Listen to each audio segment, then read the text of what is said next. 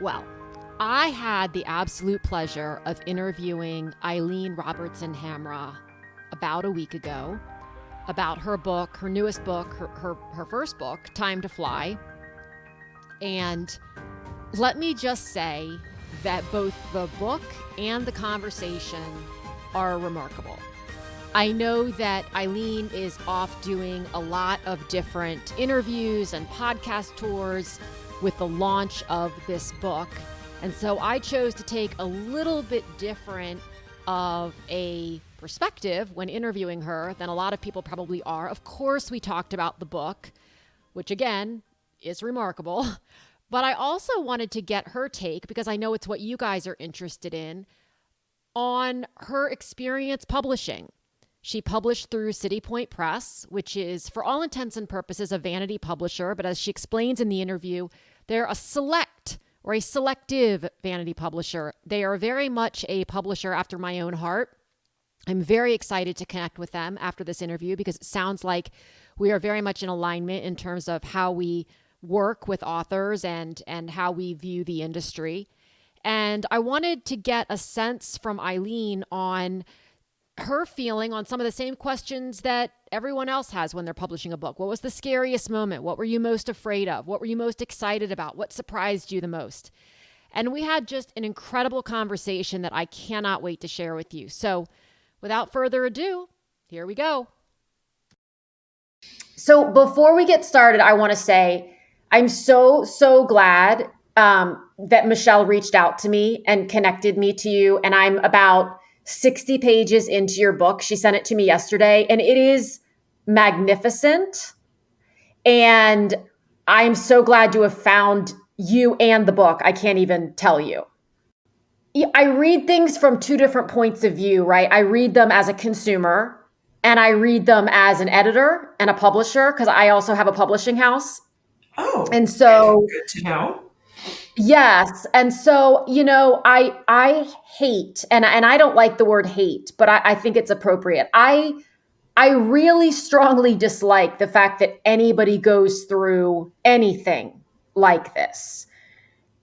I love and am so passionate about the moment when ordinary people, which is pretty much everybody, can share their story in a way that I can learn from it. And I'm not looking to learn from it in the same way that someone who's experienced it might be. I love to just share people's real stories of navigating, the publishing world and the writing world and getting it done and sharing loss and being vulnerable. That's really hard. So tell me, what was your initial why? I'm very focused usually on the why of authors. So my why is a little interesting because, so my story, just the brief synopsis is that I share in the memoir, is the story of losing my first husband in a plane crash in 2011. And at the time I had 3 young children, a 8-year-old girl, 7-year-old girl, and a 4-year-old boy. And I take the reader through my journey of that loss and healing, and then opening up myself to loving again, and meeting my new husband, Mike Hamra, and opening up myself to the possibility of having another child at the age of 46. So which I love that. Yeah. So, but what's interesting about this story, and I think a lot of authors feel this way, or people feel compelled to write a story, is I'm not actually your traditional person who's like, oh, I have this book inside me. Like, that is not how it was for me.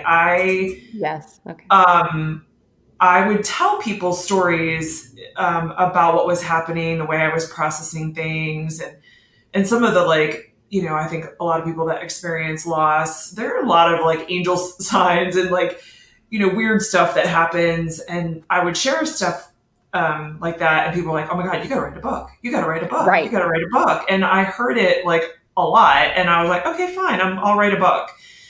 And I didn't really have a real strong why.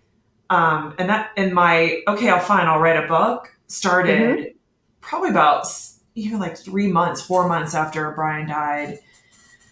And it took many years, like 7, 8 years for me to actually finish the book. And my why changed and flipped, and like, I was pretty clear. I'm not a therapist. I'm not someone who's been trained in social work or psychology. I was like, I don't want to be a grief expert. I'm certainly not a grief expert. So that's not it. I do coaching similar to you, and I do holistic health and well-being coaching, but I was like, I also don't want this. I don't know. It was really interesting. So I flipped and I changed, and then finally, this one, I met so many people along the way of writing this book, and this one dear friend of mine, Kim Morrison, said to me one day, she's like, you could just tell your story. And I was like, really? Like, that's all I have to do?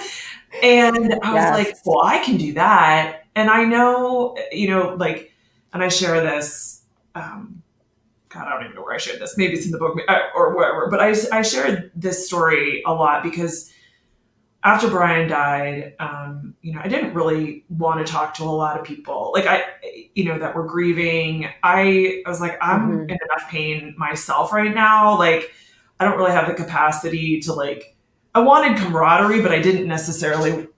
I was pretty particular about who I wanted to talk to about people that had been through this before. And I remember these girlfriends of mine that were like yoga friends, and they said to me, we have this woman and she experienced something very similar, and she's met someone new and she got remarried. And I was like, okay, when I'm ready, I do want to talk to her. I want to know how the hell did that happen? And so anyway, and I remember when I met her, and I didn't really know her very well, but I hung on every word of her story because it gave me hope. Yes. It totally gave me hope. And I was like, okay, that is what this is for. It's, whoever reads the book won't have my story. It's impossible, and nor do I even recommend that they follow, exactly what I did. Actually, I could probably recommend that they don't do some of the things that I did. But it's kind of that idea of, I wrote this because this is the kind of story that I wanted to hear when it happened to me. So that's a very long answer to your question. No, that is as close to perfection as one can get. I absolutely love it. I've worked with authors who have written about suicide and domestic violence and losing a loved one and things like that.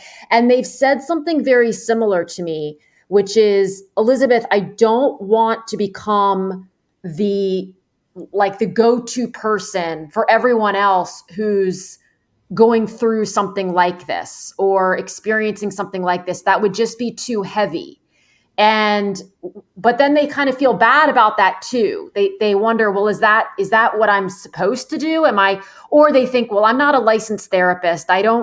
I'm not a psychiatrist. I'm not a psychologist. I'm not a social worker. So I don't really have any quote unquote expertise to talk about this. And my response is always the same. Your expertise is your experience. And people want to hear the story for the exact reason you just said, because it gives them hope. Yeah. And it lets them know that they're not alone in their, frankly, many times, I dare say most times, people aren't looking necessarily for an expert to tell them how to navigate. They're just looking to be reminded that they aren't alone in the way that they are navigating. Yes. So I know that you're with, it was published through City Point Press. What I know about City Point Press is that they're distributed by Simon & Schuster, which is a very interesting business model, because not many independent publishers or indie authors realize that they can get that kind of distribution. So what compelled you to choose City Point? And how has that experience been? I think of them as what I call a vanity publisher, which is in essence, you hire them to publish your book. Was that your experience? Yes. It's not, it is, it is not your traditional vanity press, but it's anyway. Okay, so let's talk about that. Let's talk about that and how you got to them and why you chose them, why you chose that route. Since you're happy with it, let's go down that path. Yeah. So when I was finished the book, I was looking, well, how am I going to get this out into the world? And there's multiple options. There's self-publishing. There's, using an agent to help you find, all the ways, right? Like to find a publisher. And the name of the book is actually called Time to Fly.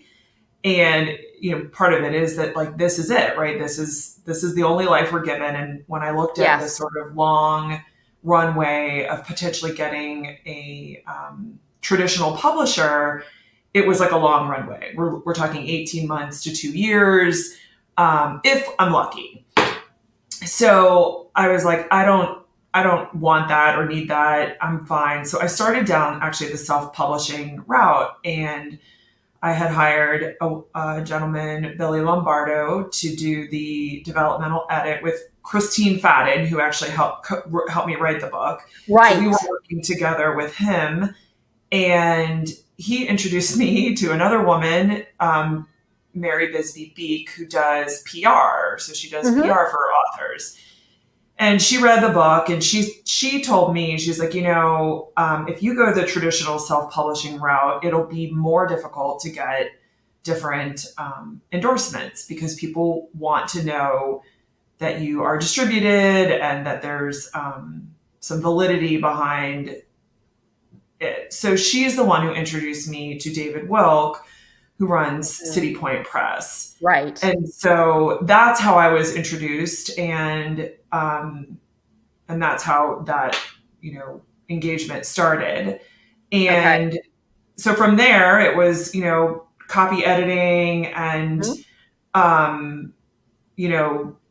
cover design. And I was able to manage all of that. Like they had to approve things, but it was my choice. So City Point Press is more author forward. They're more benefit to the author. I actually have the copyright, not City Point Press. So there were a lot of benefits to me about using them. It was sort of this nice hybrid professional publisher, like in getting a professional product. Yes. Which I would need to pay for if I was self-publishing regardless. And yet having the support of the Simon & Schuster sales staff.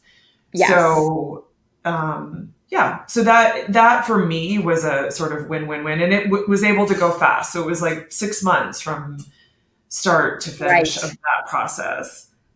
Which I love to hear that, because I really, two of the biggest myths around traditional publishing, and to be clear, not opposed to it at all, just that's not my chosen paradigm. It's not what I teach.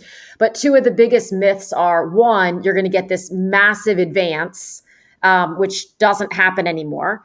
And two, that you're not going to have to do any of your own marketing, which is not true. And I'll add a third, which is that it's going to be out quickly, which is so far from the truth. So it's wonderful to learn about other publishers. It's very similar to what I do, but it's great. I know I'm not the only one. I mean, nobody's the only one. So I love learning that there are other publishing houses that allow the author to retain their creative input into the book and all of that. What for you was the most surprising part of the process, both good and bad? The publishing process, or the writing, or the book? Either, honestly. Well, I think for the writing, it's like of a whole book is much more. So my undergraduate degree is in management science, and I have an MBA in finance. And mine's in Japanese, Eileen. So I mean, we're all just winging it here.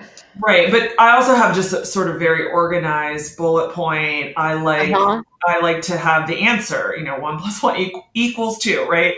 So, and it's and I am very creative. I won't pretend that I'm not creative, but the creative process of writing an entire book is very messy. And thank God for Christine Fadden, who, brought me through that whole process, because it is like a big puzzle. You're writing pieces and, writing stories, and it's just a big mess. And then it all in my head, I'm like nodding furiously over the whole, it's Yeah. a big puzzle, because that's an analogy I use all the time. Yeah, it's a humongous puzzle. And, it's kind of like literally when you dump a puzzle on the, Yep. you have all the story. Like, I had lived the story. I had all the words. I knew everything that was possible to say, right? So Yes. all the ways, but then you open up the puzzle box and you throw all the pieces on the table, and you've like, if you don't, you're like, I kind of know this might look, like this, but, we worked even through from an outline, and it still didn't look like that. And it's actually really joyous and exciting. And I'm probably more surprised that I got I became obsessed with the book and every word in the book, and read, reread and read and reread and, changed and tweaked. And, I can still remember, like, if I read it now, I was like, oh, remember that word when that word used to be that word or whatever. Yes. Like, cause I was completely obsessed with it in a way that I didn't know I would become. And, it was fun and a lot of work. So. Yeah, I think people both over and underestimate the book writing process. So there are so many programs available, or thought processes that say that, you can write a book in a weekend. And I think if you're doing just a pure bullet pointed brain dump, that may be true. But when you're really putting your creative self into it and unearthing and reliving things, Yeah. it does become, you breathe life into it. Did that surprise you? Did it surprise you? What part of that surprised you most? How obsessed you became with it, or the puzzle aspect of it? Both, probably. The puzzle aspect was actually fun for me, given the way my brain works. Yes. Because it was like, it got exciting when you could see the arc of the story, and it was exciting when you could see,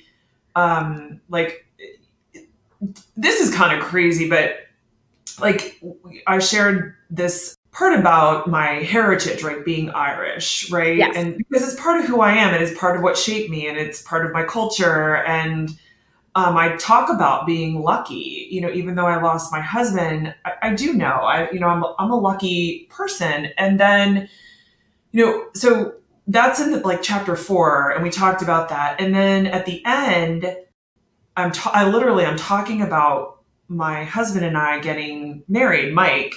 And this is kind of funny, sad, but I was like, I couldn't remember the song that we danced to at our wedding. And I'm like, what was that song? And I'm looking in my, my playlist from the wedding. I was like, oh my God, we danced to the song Lucky by Jason Mraz and Colby Collette. And that was that actually happened.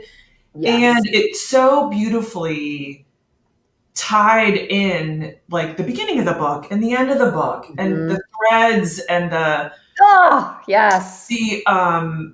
the way that it really did all pull together, even though it's a series of stories that shares that from December 11 through December 22nd through June 21st, 6.5 years later. But anyway, so I loved that puzzle. And also, in the beginning, writing different stories and being like, I like that story, but I don't like it here.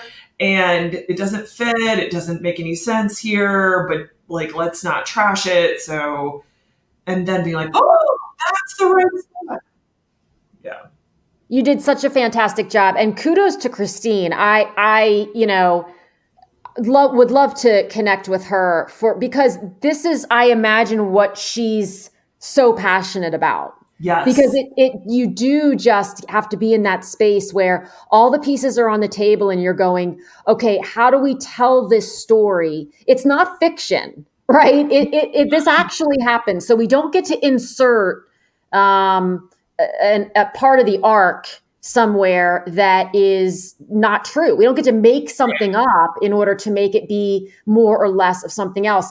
And the way that your words came out, the way you describe certain things, I mean, I've had goosebumps no fewer than, I would say, 14 times already. So it's really raw, and yet it's incredibly beautiful. Your perspective and your vulnerability. And at the beginning, you talk about the plane crash and your father being there. And I've of course not met your father, but I could see the whole thing in my mind's eye. I could see the entire experience, and it was remarkable.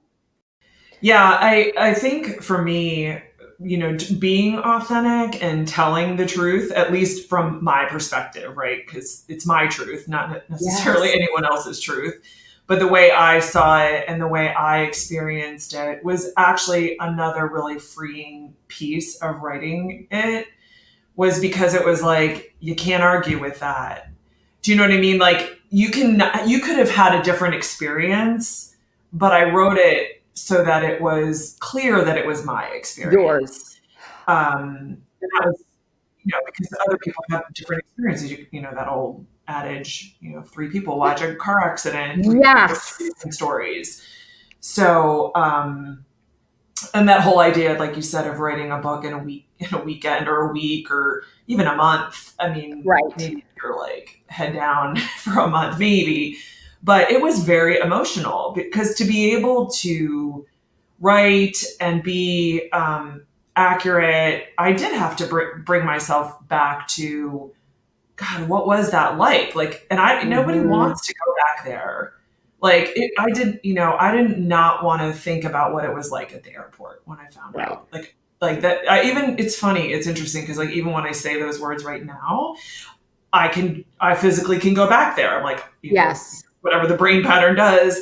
But in order to write, that is important because in order to share, because then people feel it, right? You're like, okay, yeah, I maybe didn't experience that one, but I know someone who did, or I've been through something similar, and I feel validated that I'm not the only one that wanted to puke, and I'm not the only one that had, oh my God, thank God we have life insurance, right? I said that, like Yeah. whatever, all the things to be real about it. So yeah.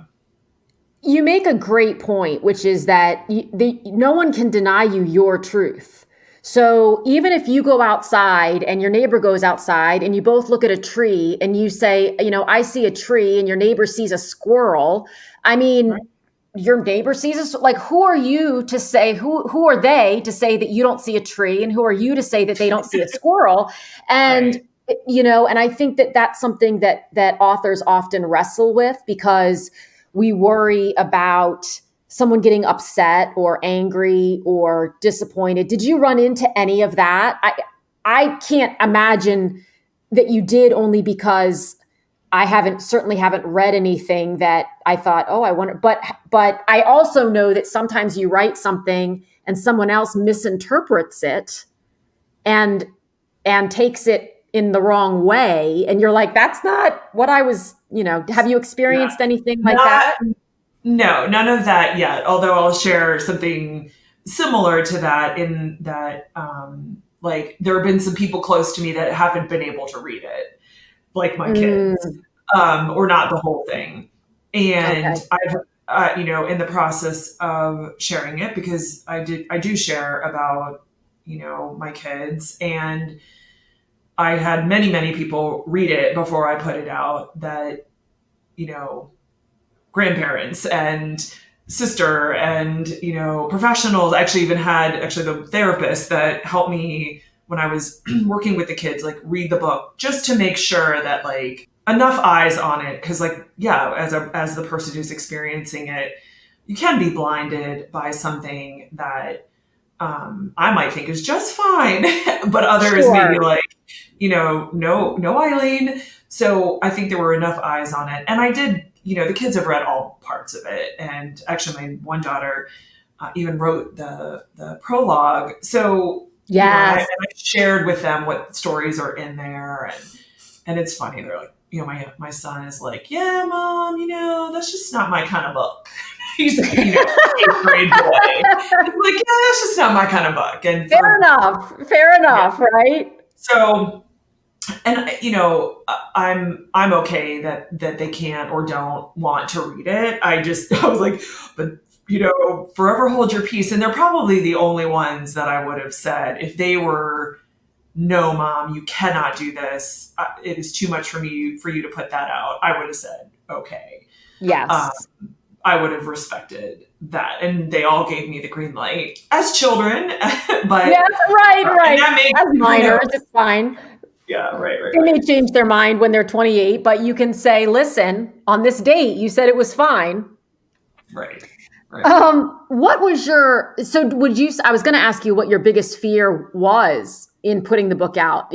Would that be it? Or was there something else? It's like that whole, I think you even wrote, I don't know if something about being an imposter, like having people think that I think that I'm something special. Yeah. Like it's that, like, just because I wrote a book and it's a lot, I have to say, like that probably, just getting over myself. Right. And having the book be a contribution and have it not be about me is really hard because it is my story. And how can it not be about me or not be about me, but it's about me. So, right. But it isn't, sure. That really is challenging because I don't want that, that's sort of probably maybe my worst fear is people think that I think that I'm so great. And I'm not, I have good self-confidence and things like that, but I'm human. You're human. Oh my gosh. Human, and the embarrassment of, being out there, and people read it and or I share my story and they're like, oh my God, like it's so great, like I got so much from it. Yeah. And I like have to remember that that's what it's for, because if it's about me, it's like torture. Yes. So, yes. Yeah. So what kind of suggestions would you have for someone who is still in the writing phase, hasn't yet published, and therefore doesn't get any of the validation of, thank you so much for doing this because it helped me recognize that I'm not alone? How did you keep pushing through when you were in the writing phase if you had moments of feeling like, oh my gosh, I don't want people to think that I'm making this all about me and telling them how they should handle their life? Yeah. So my sort of mantra was at first, I was like, if this is therapy for me in my own healing, it's going to be enough.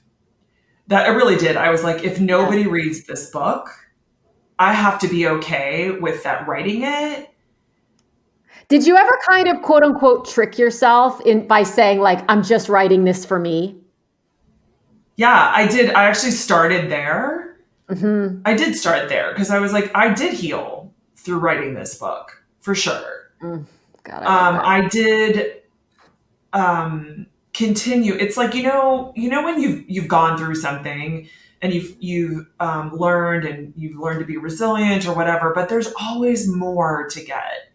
And I think for me, one of the biggest things was in my healing, in writing the book, was actually having more compassion for myself, which I'm pretty hard on myself. Like, I make mistakes, and especially if it is related to being a parent or a mom, like, yes, it's like really hard for me to admit those things. And like, I don't want anyone, like, especially my children, to think I'm a bad mom.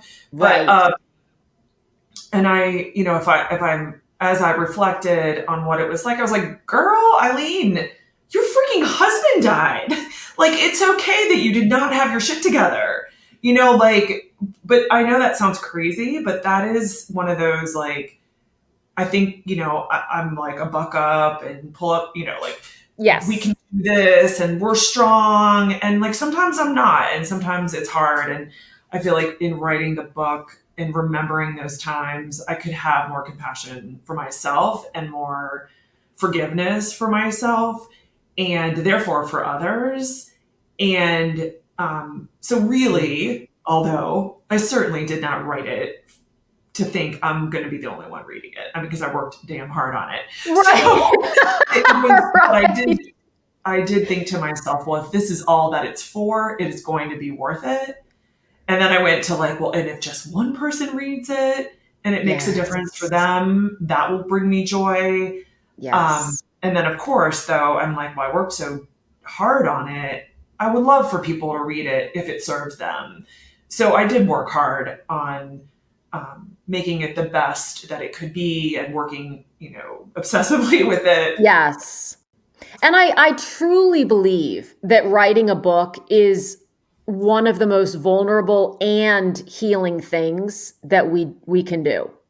And I don't think that people often recognize the healing part until they're in it, because things do get unearthed. And when you are going back through memories or thoughts or analyzing something because you have to in order to effectively write it about it, you'll have some aha moments. You'll have some epiphanies and that contribute to your healing. Definitely. And to your growth as a person. And I love what you said about to be more compassionate towards others. I think that's a incredible peripheral benefit of reading someone else's story and writing your own. Definitely. Because, you're only walking in your own personal shoes and having, a life experience that's personal to you and your perspective. But when you hear other stories, you can imagine that, right? And you can be in their shoes and imagine what it must be like for them. And yeah, it's definitely growth oriented. It's a good thing to do. It's a good thing to do. And it's something there are so many, I guess benefits is the only word I can think of right now, but aspects of it that you don't even know will occur, and then they occur. So you start in thinking, well, I guess I'm just writing a book. Here we go. And you don't really even know to anticipate. If it's your first book, especially, you don't know to anticipate what else will come in the writing.